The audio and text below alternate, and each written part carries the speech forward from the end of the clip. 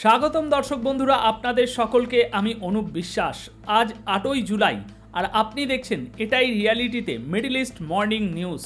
চলুন জেনে নিই আজকের সবচেয়ে বড় আর গুরুত্বপূর্ণ খবরগুলো মাত্র 5 মিনিটে। দর্শক, ইরান আর ইসরায়েলের মধ্যে যদিও এখন যুদ্ধবিরতি চলছে, তবুও বাস্তবতা হলো ইসরায়েলের জন্য বিপদ এখনও পুরোপুরি কেটে যায়নি।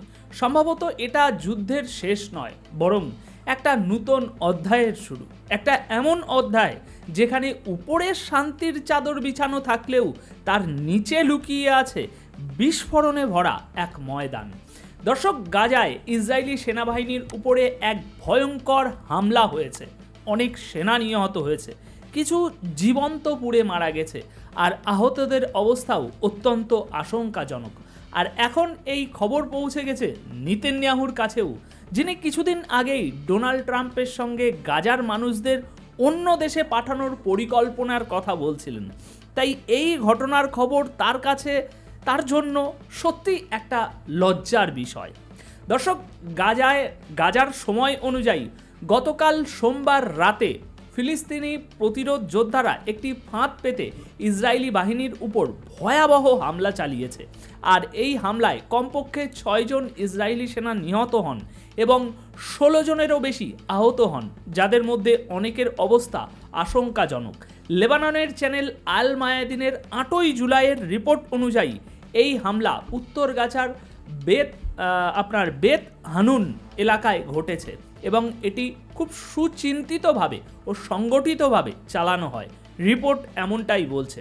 দর্শক, ইসরায়েলি গণমাধ্যমও এই হামলার সত্যতা স্বীকার করেছে এবং জানিয়েছে কিছু সেনা জীবন্ত পুড়ে মারা গেছেন। দর্শক, যেমনটা গাজার ফিলিস্তিনিরা ইসরায়েলের বোমাবর্ষণে জীবন্ত পুড়ে শহীদ হন, ঠিক তেমনই বলতে পারেন এবার ইসরায়েলি সেনারাও এই হামলায় জীবন্ত পুড়ে মারা গেছেন। আর দর্শক, এই হামলার ধরন অনেকটাই 24শে জুনের সেই হামলার মতো, যেখানে মাকামাত গোষ্ঠী ইসরায়েলি আর্মড ইঞ্জিনিয়ারিং ইউনিটকে লক্ষ্য করে হামলা চালিয়ে 7 জন সেনাকে হত্যা করেছিল। এখন এই হামলার পর ইসরায়েলি সেনাবাহিনী প্রতিশোধ নিতে ওই এলাকায় ভারী বোমাবর্ষণ শুরু করেছে। কিন্তু গাজা থেকে আসা ছবি ও রিপোর্ট বলছে মাকামাত এখনও লড়াইয়ের ময়দানে শক্তভাবে টিকে আছে, আর ইসরায়েলি বাহিনীর ক্ষয়ক্ষতি ক্রমশ বাড়ছে। এই হামলার সঙ্গে জড়িত আরও কিছু অবাক করা তথ্য সামনে এসেছে, যেগুলো বিস্তারিত আমরা একটি আলাদা ভিডিওতে তুলে ধরার চেষ্টা করব, যাতে আপনাদের বোঝাতে পারি ঠিক কিভাবে ফাঁদ পাতা হয়েছিল এবং এই বিশাল হামলাটি কতগুলো ধাপে চালানো হয়েছিল। আমরা চেষ্টা করব সেই ভিডিওটি আপনাদের জন্য আনতে, কিন্তু এখনই কোনো প্রতিশ্রুতি দিচ্ছি না। চলুন এখন সামনে আরও কিছু খবরের দিকে এগিয়ে যাই। দর্শক, খবর আসছে একের পর এক। ইরান এখন শুধু আকাশপথেই নয়, বরং স্থলপথেও যুদ্ধের প্রস্তুতি নিয়ে রেখেছে।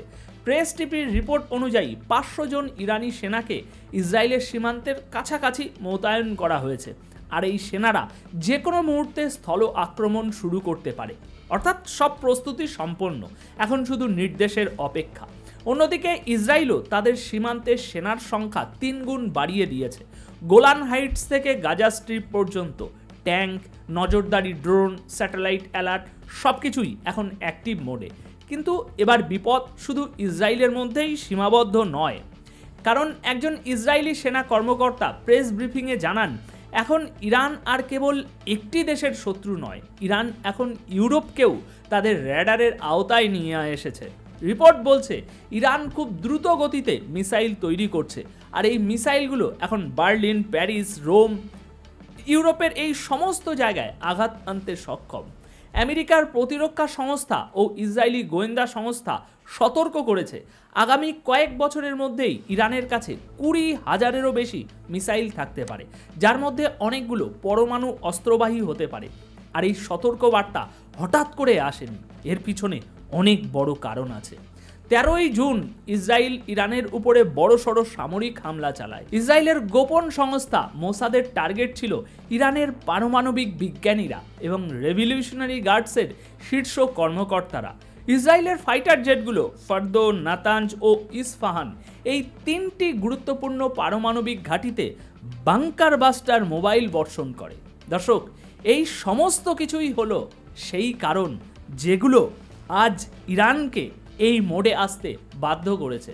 তো দর্শক, এ বিষয়ে আপনাদের মতামত কি?